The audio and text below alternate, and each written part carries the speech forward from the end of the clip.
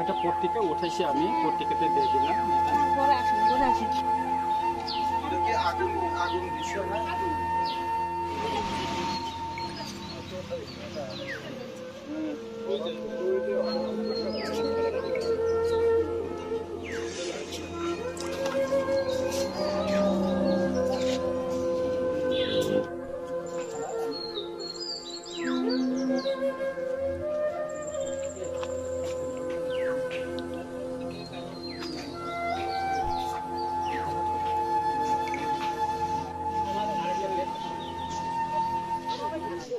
ঠিক আছে, হ্যাঁ আপনারা আমার নম্বরটা দিয়ে গেছে। আমি জারিকাপুর গাঁও পঞ্চায়েতে আশিস দেবনাথের বাড়িতে আছি। আশিস দেবের বাড়িতে আমি আছি। ওনার বাড়িতে সন্ত্রাসীরা এখানে করে দিয়ে গেছিল।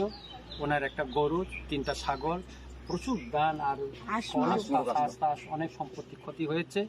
এটা রামচন্দ্রঘাট এলাকায় পড়ে। আজকে আমি বিধায়ক হিসেবে ওই পরিবারের সঙ্গে আছি। আমি একটু আমার ক্ষমতা আছে, আমি একটু সহযোগিতা করছি। এই পরিবারটা যাতে নিরাপদে থাকতে পারে সেই ব্যবস্থা আমি করব। এবং এখানে কিছু সন্ত্রাসীর নাম আমার জানা হয়ে গেছে। আমি একটা লিস্ট তালিকা তৈরি করতেছি এবং শীঘ্রই এটা যদি না থামে আমরা এটা প্রতিরোধ করার ব্যবস্থা আমি করব এলাকার মানুষ নিয়ে।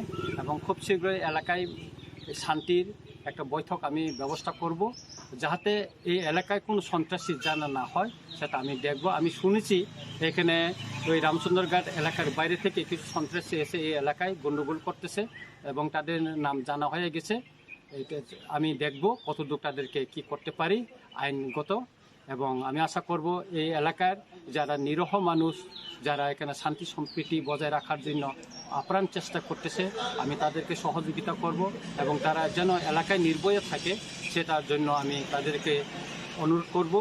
এবং তারা যেন এখানে ভিটামাটি যেন না ছাড়ে কেউ, আমি তার জন্য প্রোটেকশন করার জন্য যা ব্যবস্থা আমি করব। ধন্যবাদ।